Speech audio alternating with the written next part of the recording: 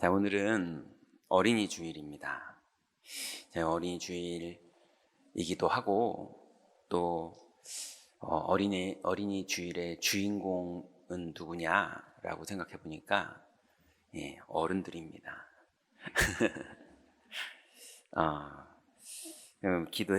아무리 기도해봐도 어린이 주일의 주인공은 어른들입니다.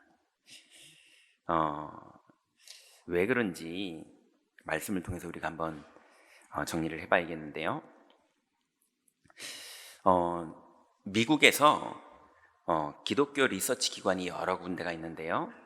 그 중에 라이프웨이라는 기관에서 이제 발표를 했어요. 2019년도에 4,500개의 개신교 교회가 미국에서 문을 닫았다는 거예요.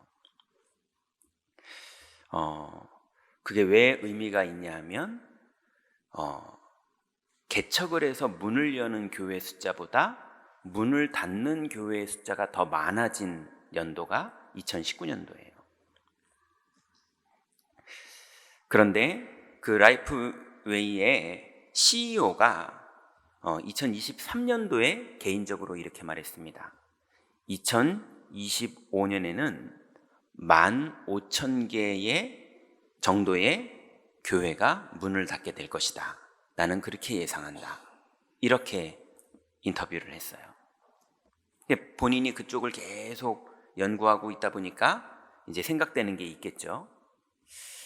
그런데 미국 교회협의회라는 기관에서 2030년까지 미국 교회 10만 개 이상이 문을 닫을 것이다 라고 우리는 예상한다, 이렇게 또 발표를 했어요. 그럼 지금 미국의 분위기가, 기독교의 분위기가 어떤지가 우리가 좀 예상이 되죠. 그래서 한국 기독교는 그럼 어떻게 진행되고 있나 이렇게 좀 찾아봤거든요. 여러분 아시다시피 2012년에 우리나라의 인구수가 5천만 명이었습니다. 그 중에 기독교인이 1,125만 명이었어요. 그래서 그때 제가 이제 신문 기사를 봤던 기억이 있는데요. 인구의 4분의 1 정도가 기독교인이기 때문에 나라 전체가 기독교의 영향을 받을 수밖에 없다. 그래서 하나님이 대한민국을 이렇게 축복하셨다. 이런 기사가 분명히 그때 있었거든요. 그때에 우리나라에는 22.5%가 기독교였어요. 그건 교회의 통계 자료가 아니라 통계청의 통계 자료가 그랬어요. 그런데 5년 후인 2017년도에는 22.5%에서 20.3%로 좀 줄었죠. 5년 후인데요. 그리고 그 후에 조사가 없다가 2023년도에 조사를 다시 해봤는데요. 그때 20.3%에서 15%로 대폭 줄었습니다. 그래서 1,125만 명에서 771만 명으로 기독교인의 숫자가 많이 줄었어요. 이 중에 한국교회에 코로나가 있었고 그 이후에 많은 사건들이 일어나면서 기독교 안에 신조어가 생겼어요. 요즘 사람들은 신조어들이 자꾸 나오잖아요. 그런데 기독교도 신조어가 나왔어요. 그 신조어가 뭐냐면 가나안 성도라는 단어예요. 가나안이라는 말이 거꾸로 말하면 가나안을 거꾸로 말하면 안나가가 되는 거예요. 그래서 나는 신앙 고백으로는 기독교인이 맞다라고 자료에 기록하지만, 그렇지만 나는 교회는 출석하지 않을 거다라고 말하는 이런 기독교인들이, 이 사람들을 우리는 가나안 성도다라고 말하는 신조어가 생겼는데요. 기독교인 중에 가나안 성도의 숫자가 2023년에 29.3%, 그러니까 약 30%의 숫자가 나는 기독교인이다. 그렇지만 나는 교회는 안 다닌다. 이렇게 말하는, 예수는 믿는데 교회는 싫다. 이렇게 말하는 숫자들이 자꾸 나오고 있는 거예요. 그래서 실제로 교회를 안 나가는 성도들 숫자를 빼면 2023년도의 기독교인의 숫자는 545만 명으로 50% 이하로 줄어버린 거예요. 그 중에 19세에서 29세에 이제 우리가 말하는 렘넌트들이죠. 청년들이고요. 이 숫자는 9%가 돼서 아주 적은 숫자가 되어가고 있습니다. 이거를 뭐라고 말하냐면 세대 간 종교 전수율이라고 그래요. 그러니 기독교가 됐던 불교가 됐던 무슬림이 됐던 그 세대를 넘어서 그 종교가 자녀들에게 전달되는, 그리고 그 자녀가 지속해서 신앙을 가지고 신앙생활을 하는 그 기독교 전수율이 지금 급격하게 떨어지고 있습니다.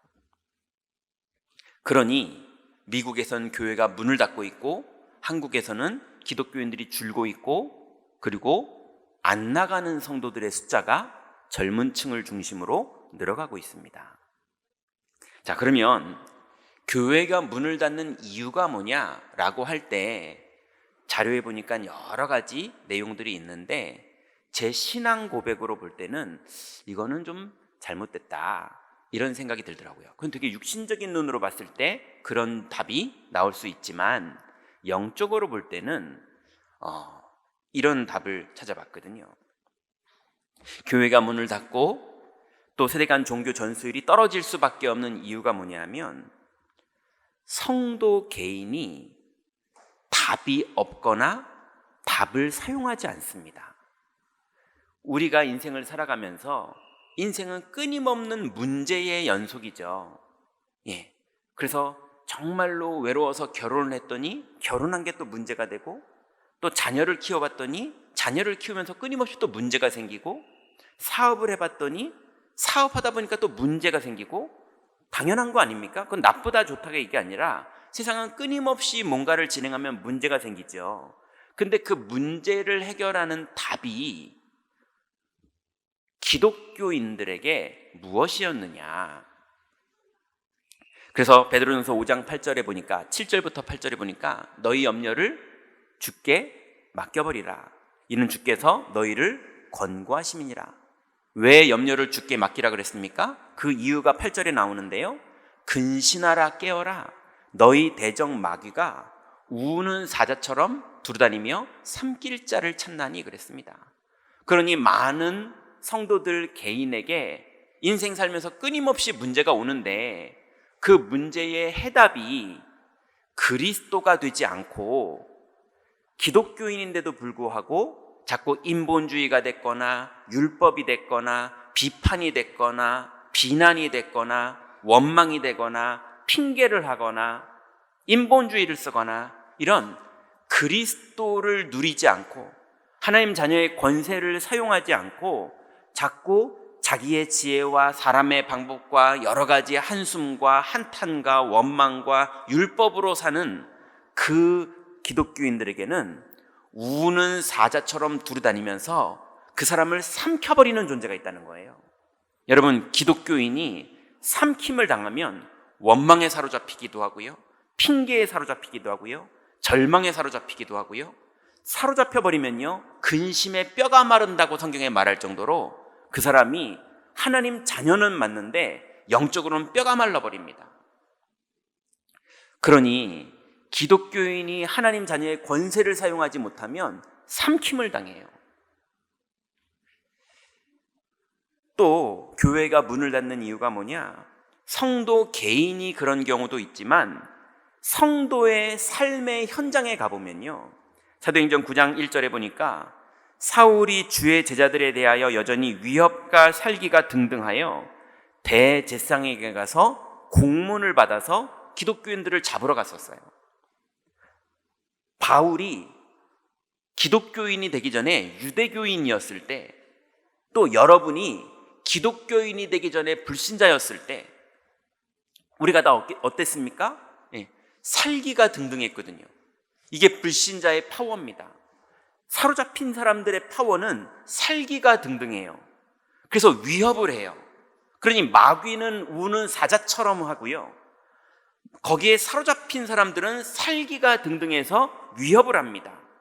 거기에 기독교인들이 일어나서 빛을 발하지 못하면 오히려 거기에 삼킴을 당하게 되고 그 현장에 눌리고 눈치 보게 됩니다. 떠들어라 그 말이 아니라 빛을 가지고 있는 확신이 있어야 되는데, 이걸 누리지 못하면 기독교인은 아무 힘이 없는 사람처럼 착각이 되고, 그때 원망하거나 핑계대거나 인본주의 쓰거나 방법 쓰면서 빛을 가진 사람인데 빛이 없는 사람 같은 선택을 해야 됩니다.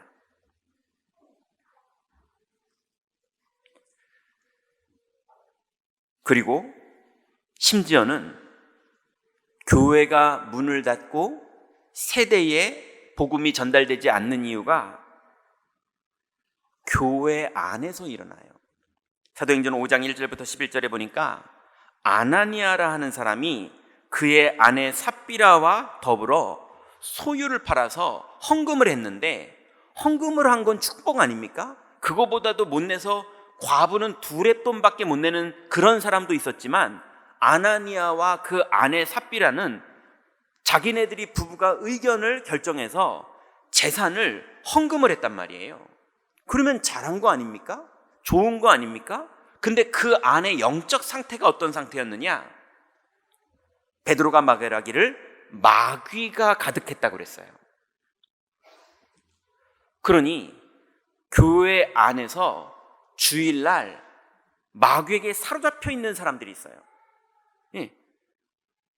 그러니 온통 시기하고 질투하고 율법 사용하고 비판하고 이러는 거 하느라 말은 되게 옳은 말인 것처럼 보이는데, 그런데 영적으로 보기에는 하나님이 이 사람을 빨리 뽑아내지 않으면 초대교회가 영적으로 혼란해지겠다 싶어서 하나님이 이 사람들을 데려갑니다. 그래야 될 정도로 헌금은 하는데, 봉사는 하는데, 중직은 맡았는데, 심지어 교역자도 하는데, 그런데 영적 상태가 망가져 있는 사람들이 있어요. 그 사람들이 주로 언제 활동하느냐? 주일날. 주일날 활동합니다. 어디서 활동하느냐? 교회에서. 그러니 성도가 일어나서 빛을 발하지 못하면 오히려 교회 와서 시험 드는 사람 많습니다. 여러분, 교회 안 나가 이 성도들이 언제 누구를 만났겠습니까? 주일날 하나님을 만난 거겠습니까? 교회에서 주일날 마귀를 만난 거겠습니까? 그죠? 그러니 우리 경인교회가 어떤 영적 상태를 가진 교회냐? 이것만 회복한다면 지금 흩어져 있는 많은 예비되어 있는 영혼들이 주께로 돌아오는 그런 중요한 한 몫을 감당하는 교회가 될 줄로 믿습니다. 그러면 이제 우리가 하나님 앞에서 오늘 본문을 통해서 중요한 약속 몇 가지를 받아야겠는데요. 첫 번째로, 하나님 자녀의 정체성은 실력을 쓰는 것도 아니고요, 돈을 쓰는 것도 아니고요, 권력을 쓰는 것도 아니고요, 하나님 자녀의 정체성은 빛을 비추는 겁니다. 그리고 빛을 가지고 있는 겁니다. 그래서 요한일서 1장 5절에 보면, 우리가 그에게서 듣고 너희에게 전하는 소식은 이것이니 곧 하나님은 빛이시라, 그에게는 어두움이 조금도 없으시다는 것이니라, 이렇게 말했습니다.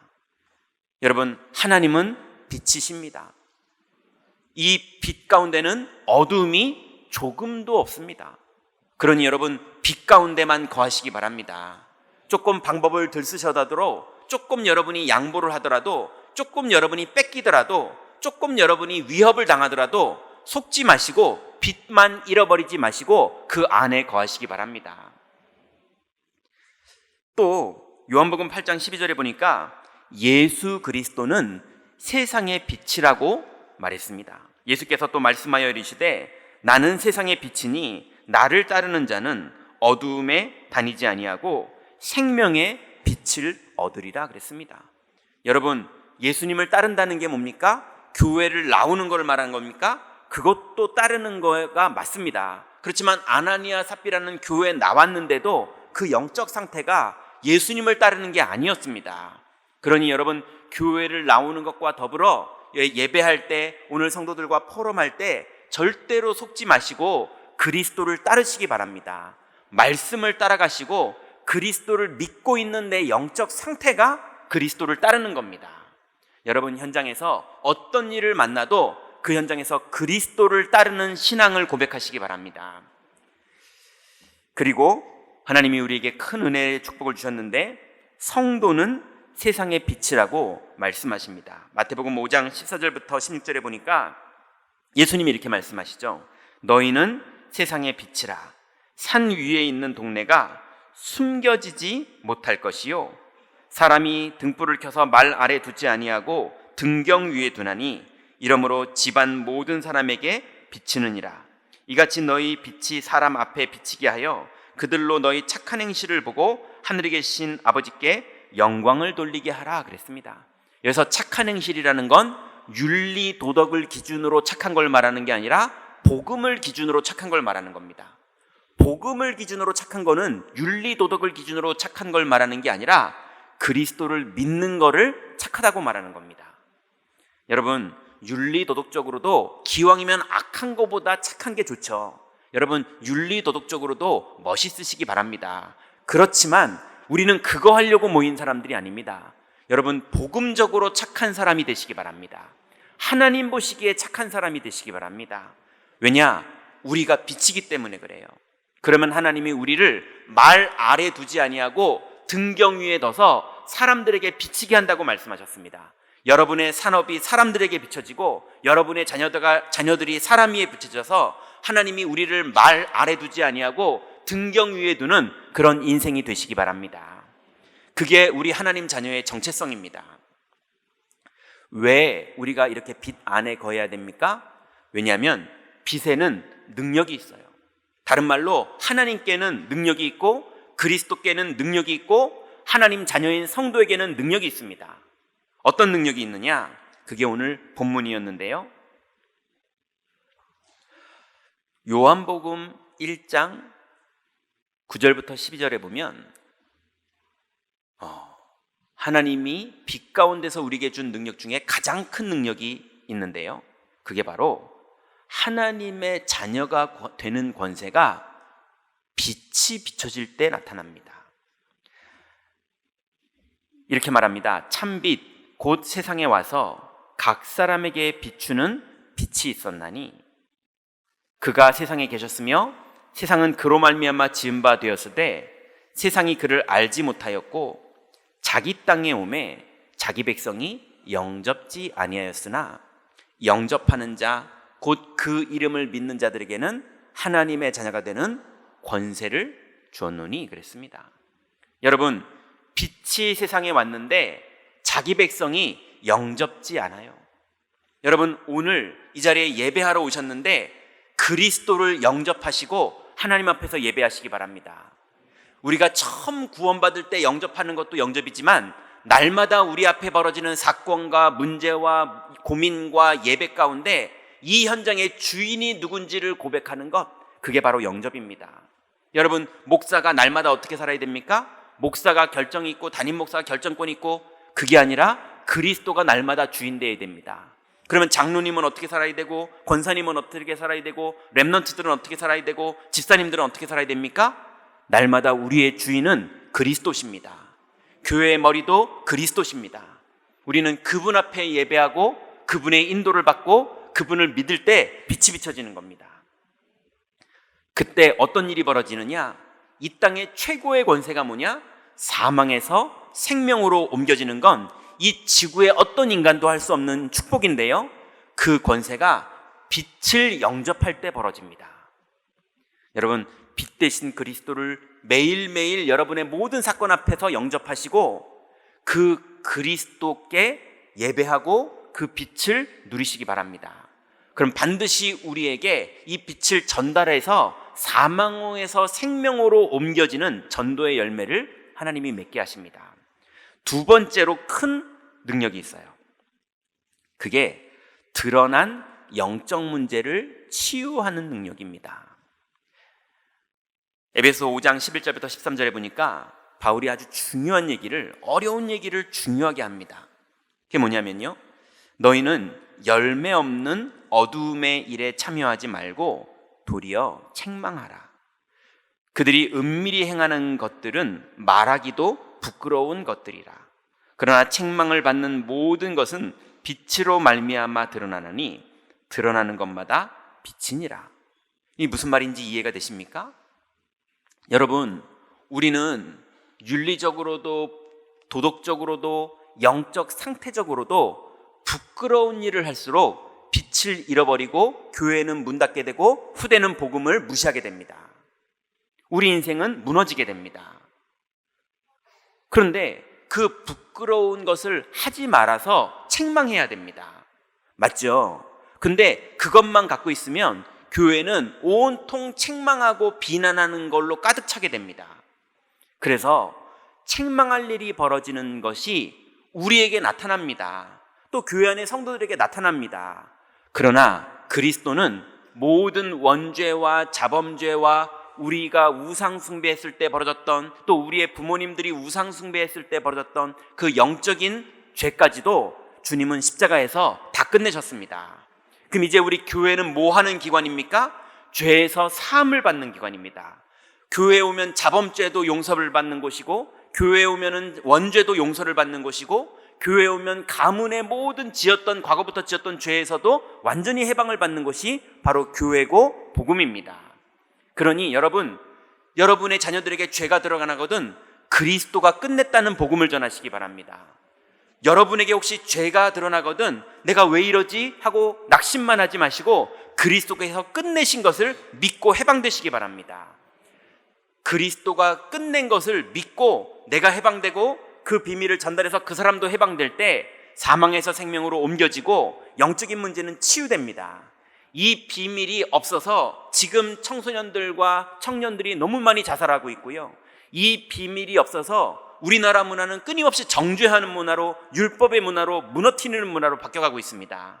여러분, 임마누엘 경인교회는 어떤 곳이 되어야 되느냐? 살리는 곳이 되어야 됩니다. 그래서 그리스도가 내 죄를 끝냈고, 그리고 그리스도께서 모든 상대의 죄를 끝냈고, 그리스도는 지금도 구원하시는 분이라는 것을 믿고 누리시기 바랍니다. 그래서 끊임없이 우리는 실수하고 끊임없이 우리는 드러나지만 그리스도는 십자가에서 2000년 전에 완전히 다 끝낸 걸 믿고 승리하시기 바랍니다. 그 열매를 맺는 교회, 그 열매를 맺는 신앙, 이것이 있어야 우리 후대를 살리는 것입니다. 그래서 빛의 능력 첫 번째 가장 강력한 것은 사망에서 생명으로, 마귀 자녀에서 하나님 자녀로 옮겨지는 이 어마어마한 축복이 빛을 영접할 때 벌어지는 거고요. 두 번째 큰 축복이 우리는 다 죄인이지만, 그래서 우리는 끊임없이 영적 문제와 죄가 드러날 수 없는 사람들이지만 그리스도께서 우리를 한 걸음 한 걸음 완전하게 온전하게 치유해 가신다는 그 축복입니다. 세 번째는 이 축복을 우리가 누리고 있을 때 하나님은 나머지 일들을 응답하시는데요. 이사야 60장 1절부터 5절에 보니까 첫 번째로 우리가 가는 곳마다 하나님의 영광이 나타납니다. 내 능력, 내 방법, 내 인격, 그 수준으로 열심히 살아봤자 끊임없이 우리는 영적 문제가 드러날 뿐이고 자범죄가 드러날 뿐이고 이런 여러 가지 실수들이 드러날 뿐인데, 그리스도께서는 하나님의 영광이 우리에게 나타난다고 말하고 있습니다. 그래서 1절에 보니까 일어나라, 빛을 발하라. 이는 내 빛이 이르렀고 여호와의 영광이 내 위에 임하였음이니라. 여러분, 우리는 7번 넘어져도 여호와의 영광은 또 우리에게 나타나서 우리를 온전케 하는 것을 믿으시기 바랍니다. 근데 그 정도가 아니고요. 2절에 3절에는 이렇게 말합니다. 보라, 어두움이 땅을 덮을 것이며 캄캄함이 만민을 가리려니와 오직 여호와께서는 내 위에 임하실 것이며 그의 영광이 내 위에 나타나리니 나라들은 내 빛으로 왕들은 비치는 내 광명으로 나오리라 그랬어요. 여러분, 현장은 끊임없이 흑암이 왕노릇하고 우는 사자처럼 두루다니며 삼킬자를 찾고 있고 혈기가 등등하고, 그래서 공문을 받아서 서로 비난하고 서로 정죄하고 서로 멸망시키는 현장이기 때문에 여러분, 우리가 일어나서 빛을 발하고 우리가 하나님의 영광만 누리고 있으면 많은 왕들이, 많은 열방이 우리에게 와서 살 수밖에 없는 하나님의 일들이 진행될 걸 믿으시기 바랍니다. 그러니 우리 교회가 그들이 왔을 때 뭐 하고 있어야 됩니까? 우리 교회도 율법으로 정죄하고 누가 틀렸네, 누가 어쩌네 이러고 있어야 됩니까? 아닙니다. 우리는 끊임없이 복음으로 여러분이 살아나고 그 은혜에 빚진 우리들이 많은 다른 사람들을 살리는 그 축복을 사용하고 있어야 됩니다. 그래서 끝내 나라와 왕이 우리가 비치는 그 빛으로 나오게 될 것입니다. 그러면 그때 어떤 일이 벌어지느냐? 4절에 보니까 내 눈을 들어 사방을 보라. 무리가 다 모여 내게로 오느니라. 내 아들들은 먼 곳에서 오겠고 내 딸들은 안기어 올 것이라. 뭐라고 말합니까? 빛이 없던 많은 무리들이, 제자가 아닌 무리들이 이제 주께로 돌아오는 그 시간표가 계속 옵니다. 심지어는 무리만 오는 게 아니고요, 그 은혜 안에서 드디어 여러분의 아들들이 돌아오게 되고 여러분의 딸들이 돌아오게 된다고 주님은 오늘 약속하십니다. 여러분, 우리의 후대들이 돌아오게 되고 무리들이 돌아오게 되는 그런 축복을 사용하는 게 우리 경인교회를 말하는 게 아니라, 경인교회는 바로 여러분 개인들이십니다. 여러분이 경인교회고 여러분의 현장의 신앙 고백이 경인교회입니다. 여러분, 현장에서 이번 주간도 승리하시기 바랍니다. 그래서 결국 이 영적 상태가 됐을 때 어떤 일이 벌어집니까?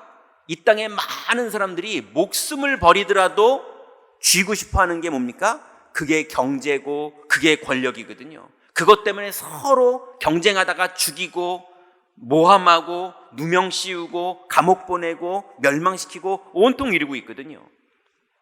근데 하나님은 이렇게 말씀하십니다. 5절에 보니까 그때에 이제 일어나서 빛을 발하고 무리들이 돌아오고 아들들이 돌아오고 딸들이 돌아오는 그때에 내가 보고 기쁜 빛을 내며 네 마음이 놀라고 또 화창하리니 이는 바다의 부가 내게로 돌아올 것이며 이방 나라의 재물이 내게로 옴이라. 여러분, 오늘 하나님의 약속을 붙잡으시기 바랍니다. 부자 될 거다 이런 거 붙잡으라는 얘기가 아닙니다. 빛을 회복하면 어떤 열매들이 맺혀지는지 그거를 붙잡으라는 것입니다.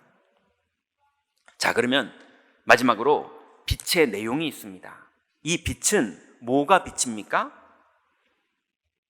마태복음 28장 19절에 보니까 예수님께서 그러면 너희는 가서 모든 민족을 제자로 삼아 아버지와 아들과 성령의 이름으로 세례를 베풀고 이랬습니다.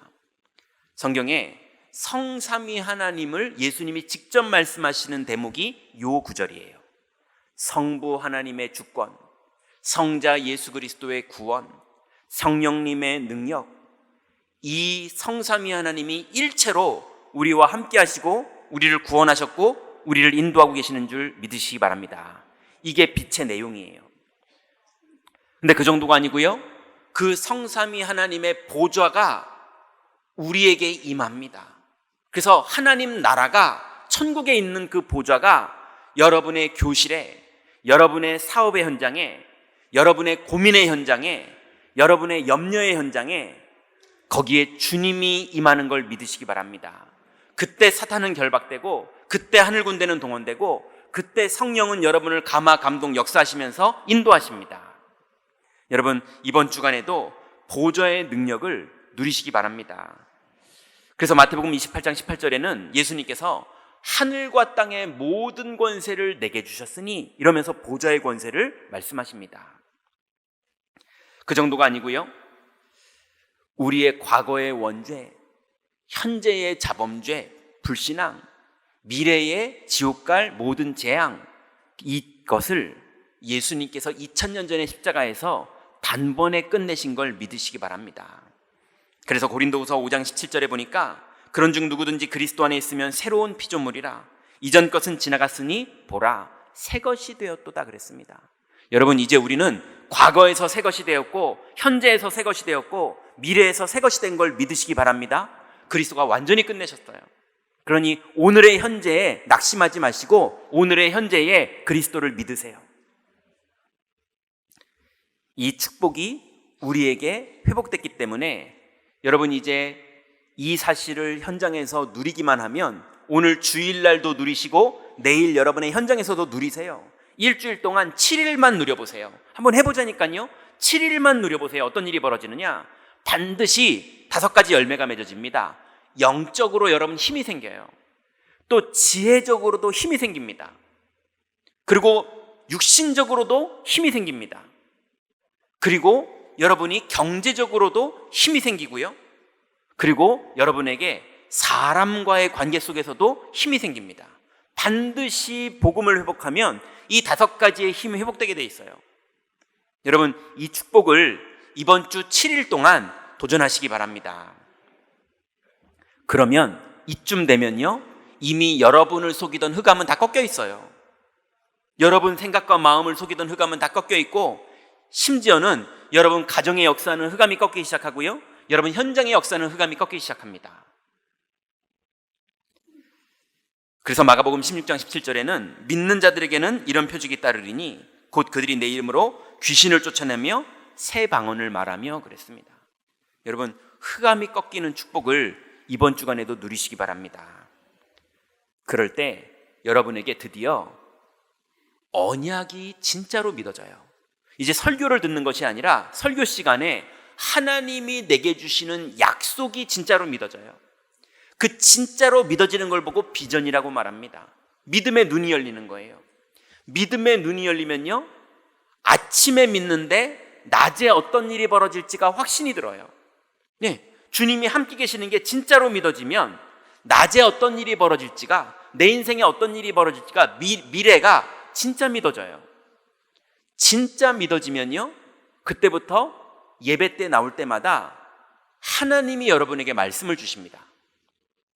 그럼 그 말씀이 또 믿어지고 말씀 따라 인도를 받는데 그 말씀이 성취되는 역사가 일어납니다.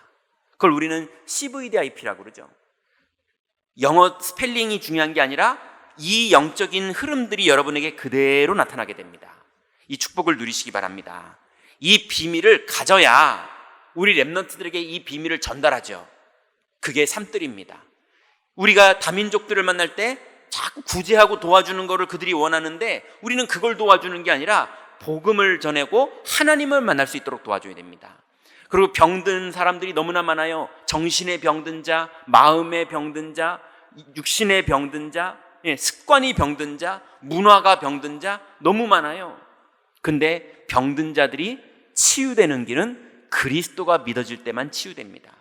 그러니 우리 교회는 앞으로 병든 자들을 치유하고, 그리고 후대들을 변화시키고, 그리고 다민족들을 살리는 그런 하나님의 축복 속으로 힘있게 들어가게 될 것이고, 주님이 그들을 우리에게 보낼 겁니다.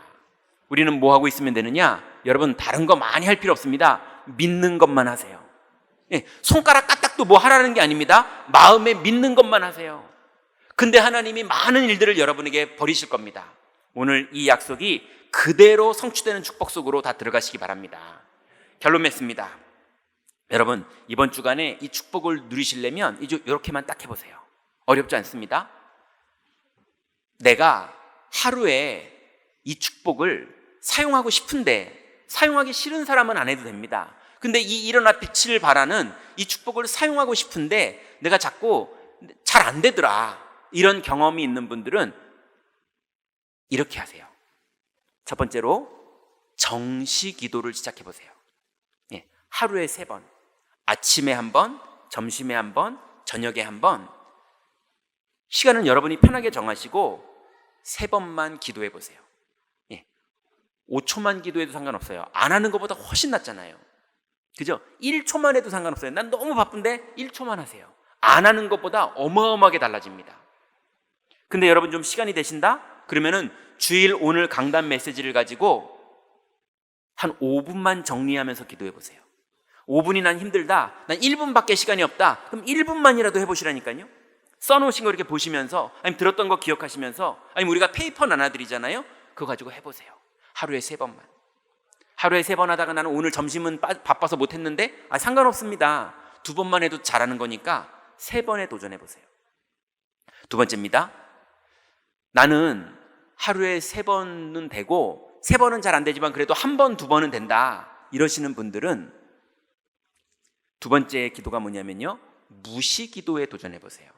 무시기도는 뭐냐면요, 정시기도보다 더 중요한 방법인데요, 내 생각에 나도 모르게 원망이 또 나오고, 나도 모르게 미움이 나오고, 나도 모르게 절망이 나오고, 나도 모르게 또 낙심이 나오고, 현장에서 마귀가 삼키려고 막 달려들거든요.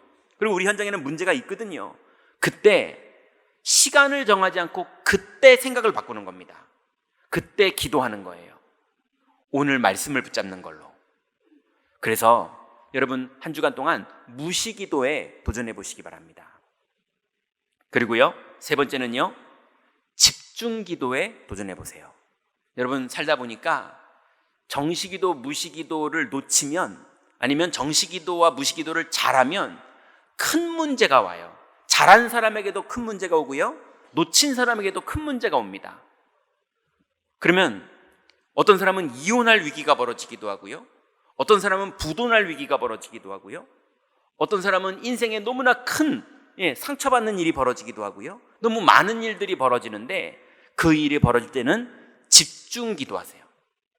집중으로 기도하면 반드시 성령이 임하시고 여러분을 인도하시고 여러분에게 역사하시면서 정확한 답까지 주십니다. 그 집중 기도를 여러분 사용하시기 바랍니다. 그리고 여러분 이것이 나는 어느 정도 된다, 그러면 저절로 여러분 24 기도가 되고 있으실 겁니다. 여러분 날마다 그리스도 안에 거하시는 게 24 기도입니다.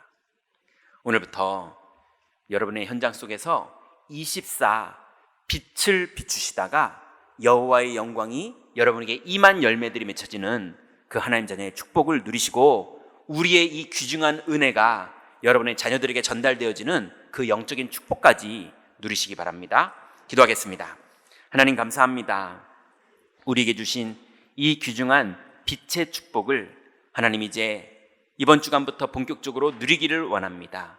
우리의 현장 속에서 빛을 비추며 이 빛의 영광이 우리에게 나타나 열매 맺어지는 한 주간 되도록 역사하여 주옵소서. 예수 그리스도의 이름으로 기도드렸습니다. 아멘.